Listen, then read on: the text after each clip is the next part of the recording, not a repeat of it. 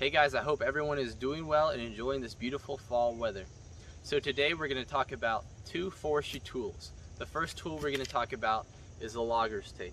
This is very convenient on measuring distance, length, and DBH. On one side you have the length or distance, which is in feet to the 10th, and then on the flip side you have the DBH to the 10th as well, and that is given in inches.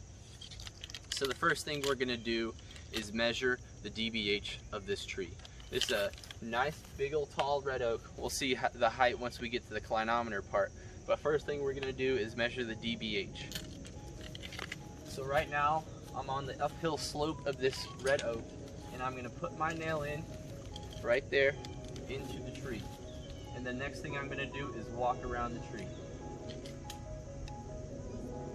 So put that in. When you're measuring DBH, it's important to keep the tape nice and level so you get a more accurate reading. So I'm going to walk around the tree, keeping it nice and level. Make sure it's on the DBH side.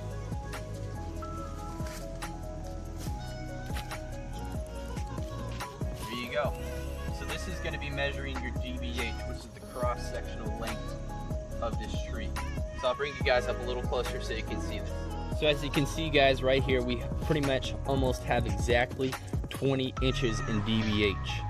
So you can see right here, this goes all the way to the 10th. So if you're right here, this would be 20.5, right here would be 20.2. This does not go to the 16th as normal imperial system measuring tapes do. This is a little different. So right here we have exactly 20 inches in diameter. Alright guys, now we are going to use the other side, the flip side. So we're going to measure distance. In this case we're going to go out to 66 feet, which is also one chain, so we can use the clinometer using the topo scale. So what I'm going to do is put my nail in the tree,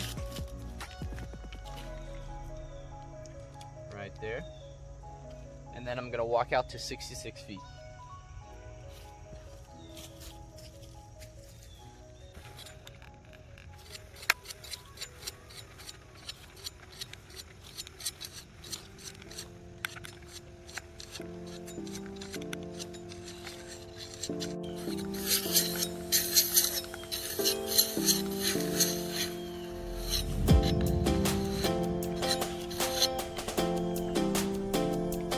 Alright guys, that is exactly 66 feet away from the tree. Make sure when you're taking measurements with the tape, if it's suspended in the air, you pull it nice and tight so you can get a more accurate reading. So I'm going to get my tape and pull it nice and tight. Make sure it goes out to 66 feet, and make sure I'm standing directly behind it and pull it nice and tight. So right there is 66 feet exactly. So I'm going to put that down, and first I'm going to measure at the bottom of the tree. Measuring the bottom of the tree measures the distance, the height of the tree from where your eye level is down. So it's very important to add that to your total calculation. So first I'm going to measure the bottom of the tree.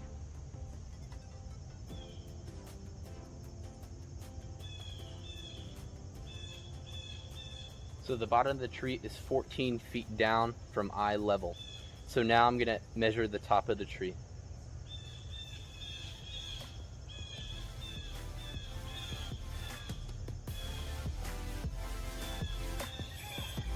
So at the top of the tree I'm getting a reading of about 75 feet.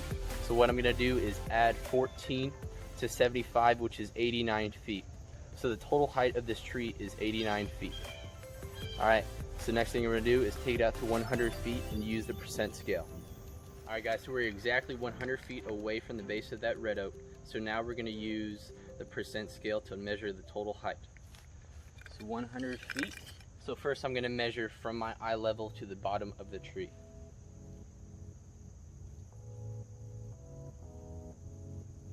So the bottom of the tree is about 15 feet below my eye level. So remember, 15 feet. So now I'm going to use percent scale to measure the top of the tree.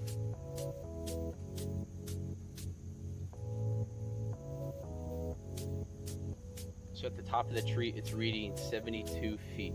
So add 15 to 72 and you get 87 feet.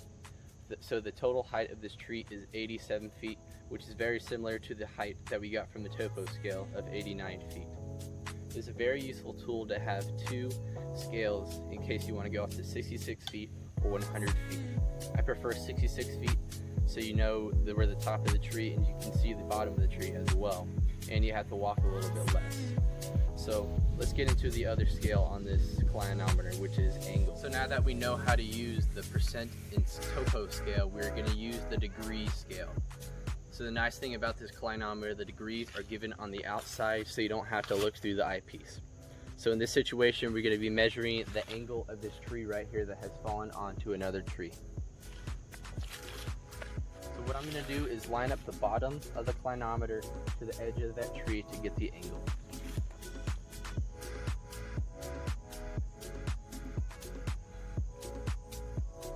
So the angle of this tree is about 60 degrees. So if the tree was originally at 90 degrees perfectly vertical, it has fallen 30 degrees. This is the useful tool to give you a perspective of how much weight is on that other tree and if it is at high risk of fall. So another useful tool of the clinometer is finding the slope or the grade of the slope. So we are going to be using the percent scale in this situation. So what I'm going to do is stand next to this tree and find about where my eye level is, which is about where this moss is growing right here. So now I'm going to walk back and put my line all the way to that moss and measure the slope. So I'm about 10 feet away from this tree. In a normal situation, you would usually want to be a little bit further, but in the situation right now, I'm just going to be about 10 feet away from the tree. So I'm going to be measuring the slope from where I'm standing to the edge of that tree. And again, I'm going to line the line in the eyepiece to where that moss is, where my eye level was from up there.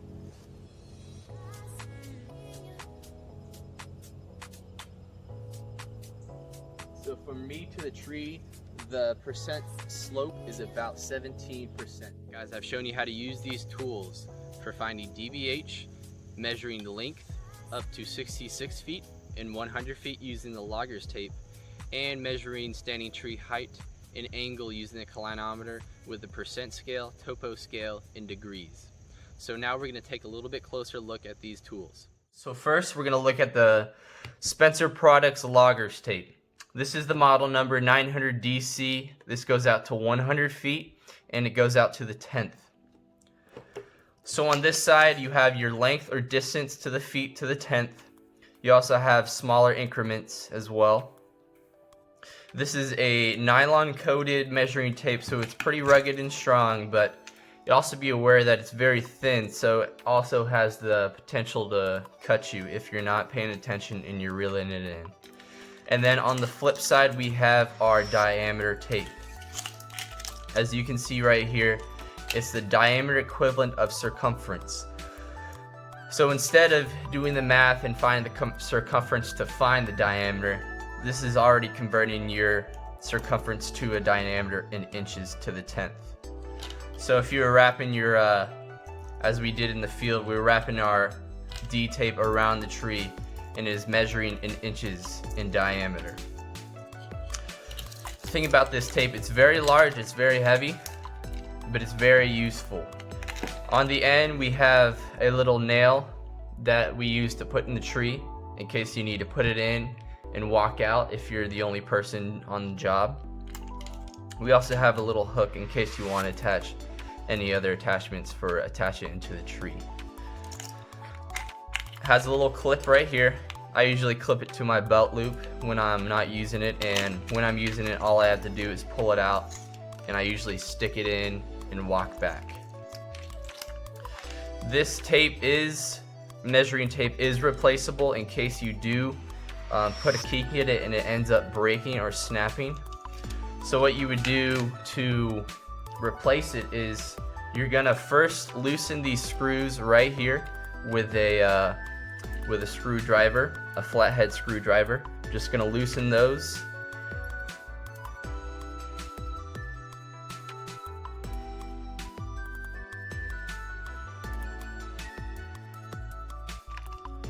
Alright, after you loosen all the screws, you're gonna feel that tension as soon as you release the pressure. So right here, this is how you're gonna adjust the tension on your spool. As you can tell, it's going that way if I release it. And in order to tighten, you have to twist it clockwise. So that's going to adjust your tension on your spool. And when you're replacing the tape, you need to release your tension in order to pull all of the tape out without it being reeled back in. So this tape is in good tack, so I'm just going to keep it nice and tight, feel my tension, see what I like, and then once I'm done with that, I'm going to tighten these screws. So these screws just adjust the tension on the blue spool.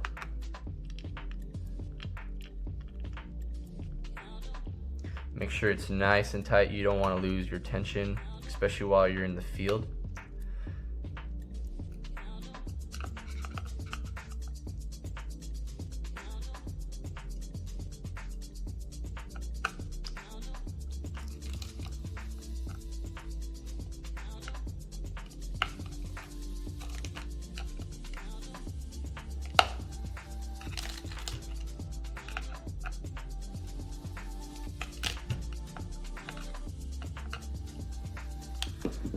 Alright guys, that is the logger's tape. So next we're going to take a look at the clinometers.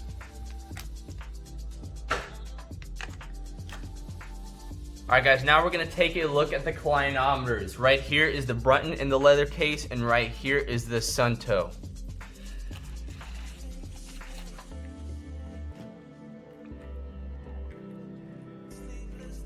Alright, so you can see the size is fairly different. The Suunto is a little bit smaller than the Brunton, which makes it a little bit more convenient around carrying around your neck, which also makes it a little bit lighter. Right here on the outside we have our scales. On the outside or the exterior we have our degree scale.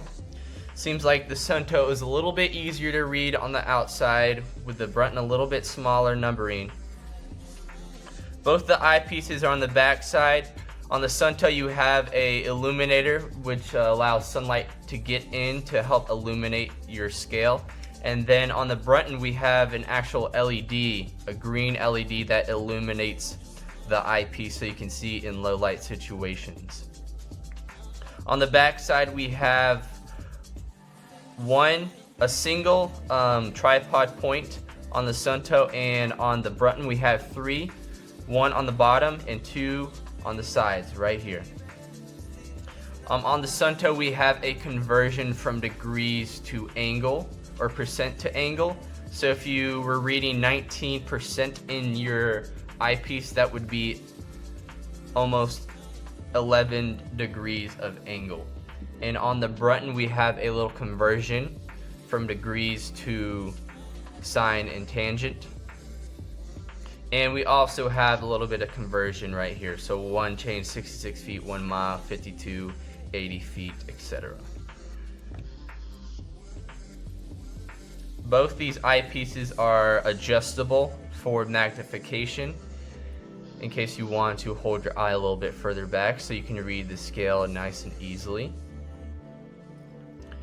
So that's the exterior. So we're going to take a little bit closer at the interior scale. So I'm going to put the Suunto away and we're going to look at the Brunton.